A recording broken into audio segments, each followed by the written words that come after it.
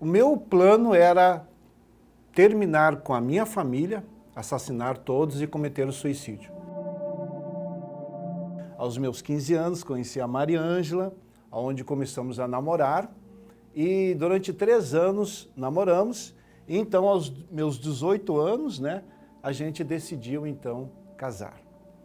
Tivemos um casamento por 1 ano feliz, fomos felizes, né, sem nenhum problema, mas infelizmente isso durou muito pouco tempo. O meu casamento no início deste 1 ano, como ele falou, como meu esposo falou, foi maravilhoso. Eu lembro que a partir do 2º ano do nosso casamento, coincidiu com então a gravidez, né, do nosso primeiro filho. Começamos a ter muitos problemas, muitas brigas. Aquela felicidade que havia no primeiro ano de casamento, ela já começou a acabar. Inclusive, essa foto aqui reflete o momento de hipocrisia que a gente vivia.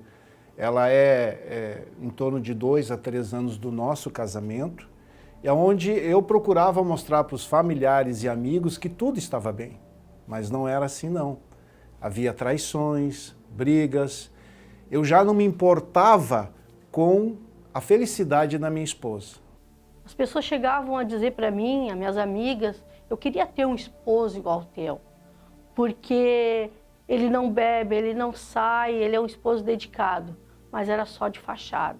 Eu não queria acreditar, por ele ser um esposo tão dedicado, que ele estava me traindo.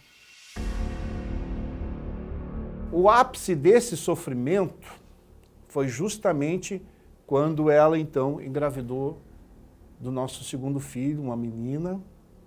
E eu lembro que o governo começou uma campanha maciça em rádio e TV, justamente falando sobre o HIV. E então, quando ela foi fazer o exame, né, ela foi lá realizar esse exame, que é o normal quando, né, para confirmar a gravidez.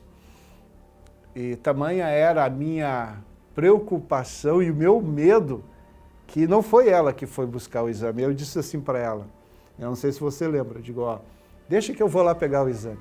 Dei uma desculpa para ela e eu fui pegar o exame no laboratório. Minha aflição, minha ansiedade era tão grande que eu já na primeira hora, assim que abriu o laboratório, eu já estava lá. E quando eu peguei o exame, algo me chamou muito a atenção, que embora estivesse num envelope lacrado, tinha um recado para que a minha esposa ligasse urgentemente para o telefone celular pessoal da médica. O que eu fiz? Abri o exame e fui justamente no campo onde falava sobre HIV. E ali eu vi em destaque, em negrito, a confirmar. Já começou um pavor dentro de mim. Como assim a confirmar? Porque embora a gente não tivesse conhecimentos científicos, já se sabia que o resultado ou era reagente o soro ou não reagente, ou positivo ou negativo. Então, quando eu fui fazer essa ligação para a médica, por coincidência, o orelhão era na esquina onde hoje é a Igreja Universal.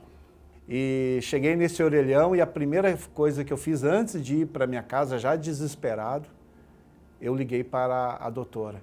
O fato assim que me trouxe o total desespero foi a seguinte frase dela. Nosso objetivo agora é tentar com que a doença não passe para o feto. Nesse momento eu vi que literalmente eu e ela estávamos perdidos e que não havia mais solução para o nosso caso. Aí veio toda aquela acusação, aquele remorso, é como se os 7 anos do meu casamento começassem a passar literalmente sobre os meus olhos. Para mim foi um desespero, porque para mim foi uma sentença de morte, não só para mim, mas pela a criança também que eu estava carregando no meu ventre, minha filha, né?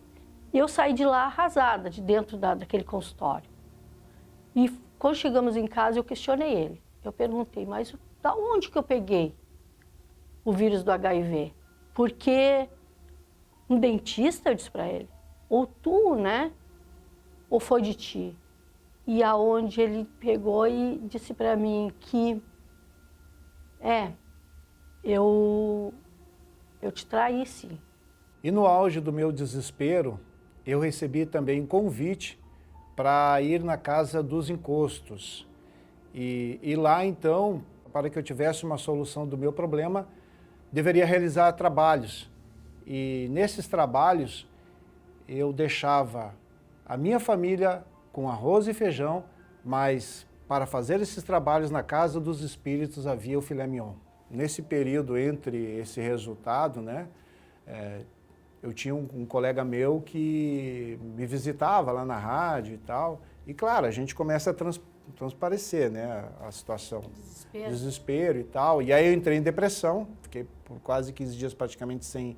Não dormia e praticamente sem me alimentar. E pensando como ia E aí começou a vir o seguinte pensamento na minha mente, né? Essa questão do desespero, começou a vir um plano de justamente eu matá-la, porque daí a criança que estava não ia sofrer, e depois eu ia cometer suicídio.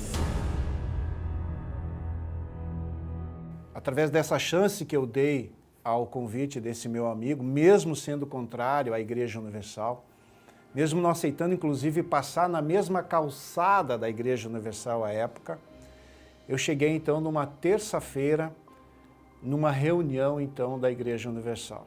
E quando eu cheguei, me dei por conta que estava justamente numa campanha de fogueira santa de Israel e que o tema era o Monte Sinai.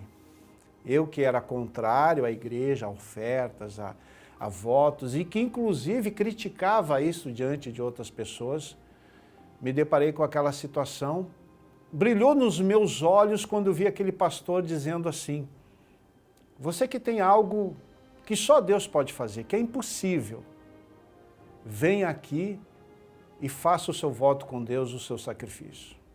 Eu estava bem sentado à frente, perto do altar, e quando me dei por conta, estava ali então, agindo a minha fé.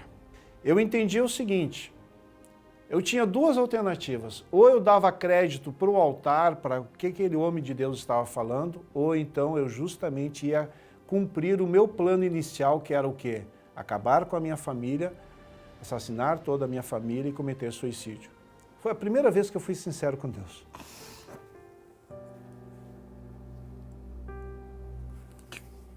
Que eu disse para Deus que eu era hipócrita, que eu não valia nada. Que se Ele pudesse me dar uma oportunidade, eu ia agarrar ela. E eu me dirigi a ela e disse, olha, eu sou essa pessoa, eu fiz tudo isso contigo, contei todas as sujeiras, toda aquela podridão. E eu disse para ela, olha, eu estou indo na Igreja Universal, vamos lá? E aí contei para ela que estava participando desse voto. E aí a gente começou a vir.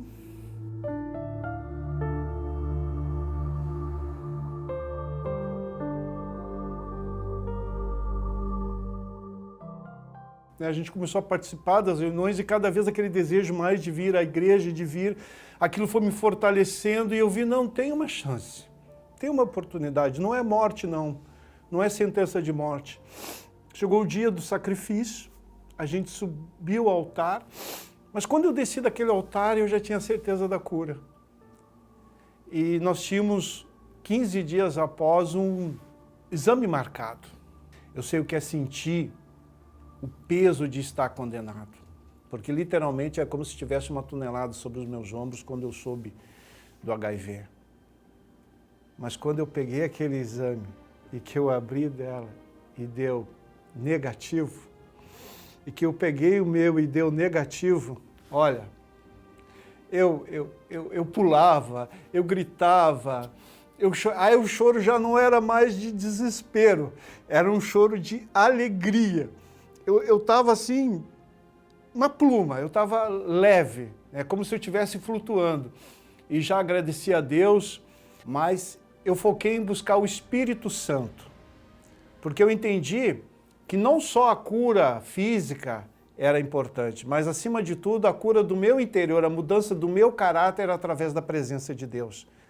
E eu lembro que quando eu estava buscando, Deus falou assim para mim, eu jamais envergonharia meu próprio nome.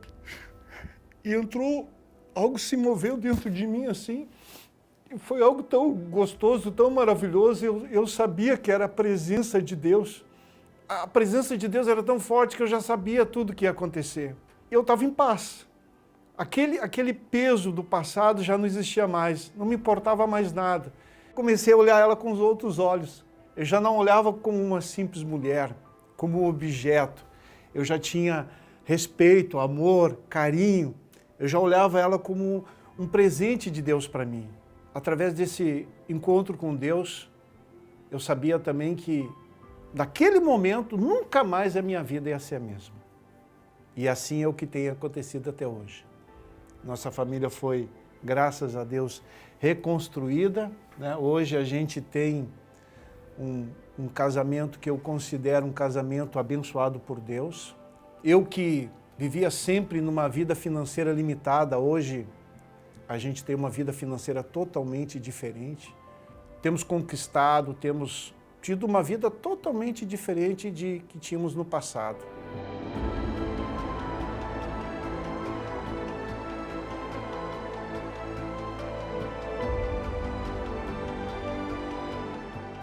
O meu casamento hoje ele é uma bênção. A minha casa eu digo que é um pedacinho do céu. A minha família toda transformada. E aqui está a minha filha, a Júlia. Um milagre.